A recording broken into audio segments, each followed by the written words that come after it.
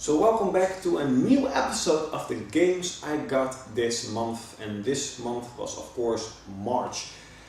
As you can see, I actually didn't buy that many games, and I want to do a separate video and explaining why I haven't been buying and even playing on the PlayStation lately. So I'm definitely going into that after this video. But just of the stuff I got some PlayStation games, even a PSP game, a figure in a long time, and something really cool from the old PlayStation 2 era. And let's start off with the figure. I don't know if you know the anime/ecchi series called 1000, but I freaking love that series. And the local game store here had two figures of 1000. The one was from a character I don't even like, I don't even know her name, and the other one I do like the character, but I actually don't know the name itself. But it was this, and I was like, should I get this, yes or no? And I was like, okay, I checked out on the internet, and this figure goes for around 80 to 120 euros, and they had it for 50 euros. And I was like, I really like the series, so I was like, okay, I'll just get it. Well, that's pretty cool.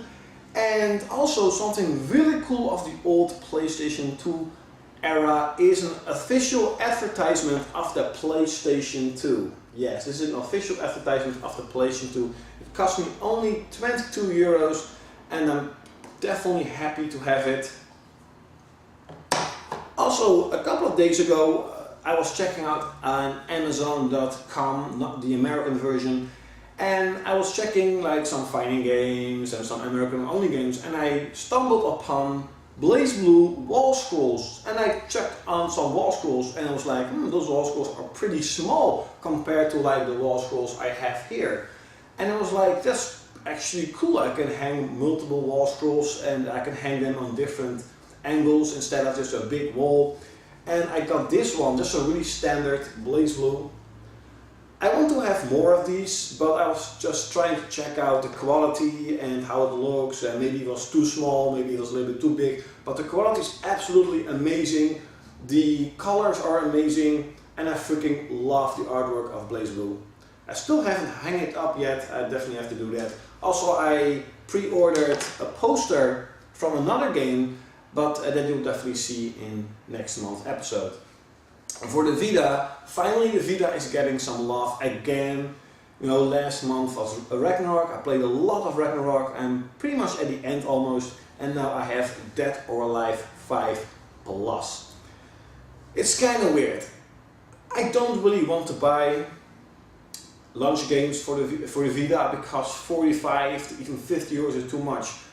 I have no idea why, but on Amazon they had this at launch for 22 euros. I was like, I'm gonna pre-order this game. I freaking love Dead or Alive, I love fighting games, and 22 euros, that's a good deal. The downside, in my opinion, of this game is that graphically it looks just like the PlayStation, on the PlayStation.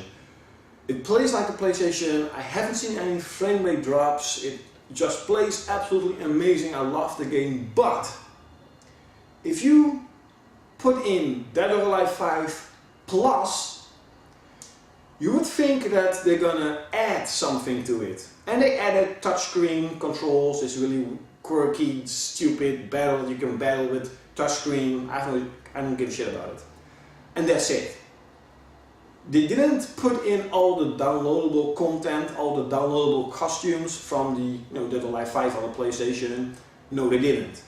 You still have to buy them, and if you want to have all the costumes, it's like 40 euros. I'm like, what? That's a little bit of a downside, but I don't care about costumes, so that's why I never buy those. And I freaking love this game. I'm definitely gonna play a lot of Dead or Alive when I'm at work, when I'm traveling, and on my Vita, finally a Dead or Alive game I can play everywhere. I even bought a Japanese game, and that is Tales of the Heroes Twin Braves. This is a really cool game, and it was also pretty cheap for a Japanese game. The gameplay is exactly like Dynasty Warriors, except you don't have an army with you, you're just playing on your own, a little bit like One Piece, but you still have, the playstyle is like Dynasty Warriors. but then with the characters of course, the Tales of series, and even Tales of Xillia. And what I find absolutely funny is that this game, number one, looks better than Dynasty Warriors 7 on the PlayStation 3. It plays better. I like the characters much more. I like the music much more. And there is more content for every character. I mean, every character you can of course level up. You can level up weapons, you can buy different weapons, you can level up all those weapons, you can buy different equipment, you can level up all those equipment, you can level up bonds between characters, because most of the time you're like having your main character and another character is fighting with you.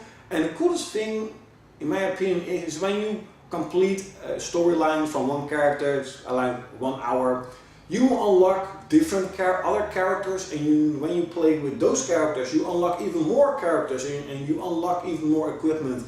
But that's pretty cool. The only downside, of course, is I have no idea what the story is about. I don't know what they say, but I just love the game. I definitely have been playing around 4 to 5 hours with this game on my PSP, so that's pretty cool.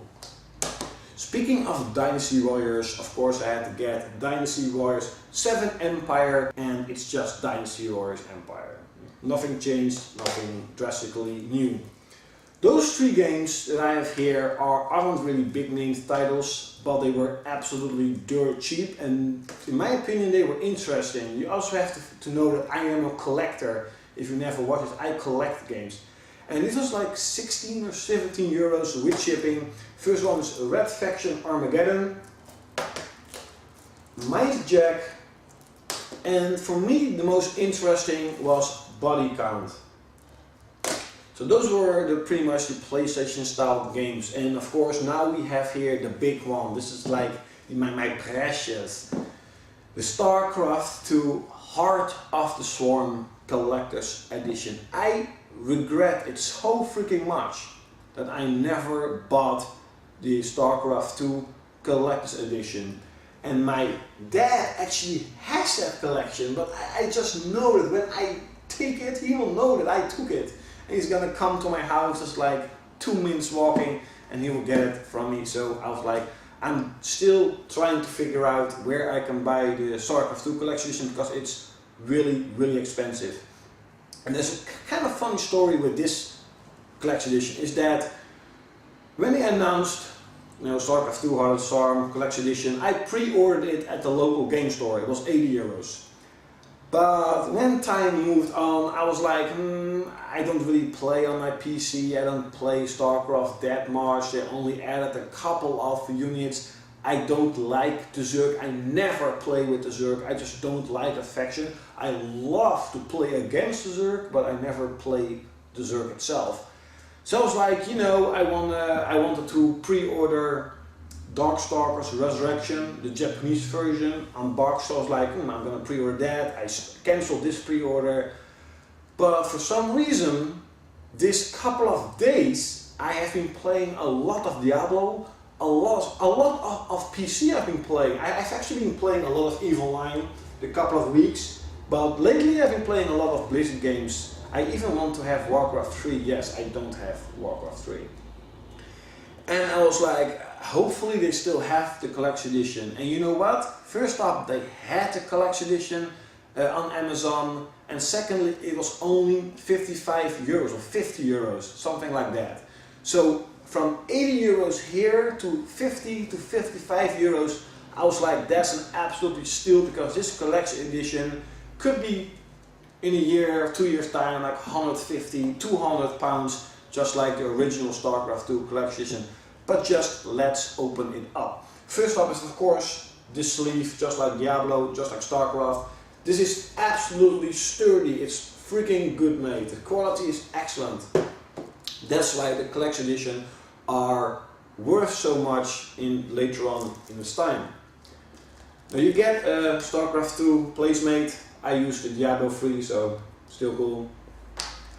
An amazing looking and absolutely perfectly detailed art book. This is how you should make an art book. Really cool, with the Heart of the Swarm.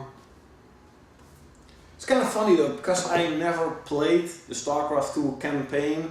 I am now playing the campaign just to know what it's all about. Yeah, I never played the campaign. I just play co-op versus AI or against other people. Of course, the CD soundtrack, the game itself, and last is the behind the scenes, both on DVD and Blu-ray.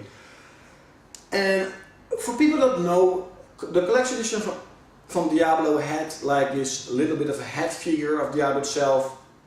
That's actually an USB stick that had, I think, Diablo 1 or Diablo 2 with a lot of instruction on it.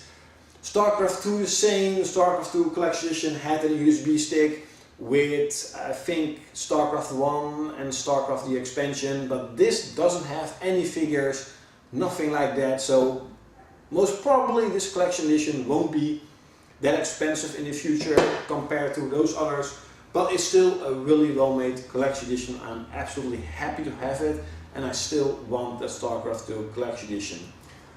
Leave in the comments below what type of games did you buy last year, and did you get any figures? Do you know Iki1000? If you know her name, definitely leave it in the comments below. I absolutely forgot it. I have been watching Iki1000, like the last episode was like a year ago.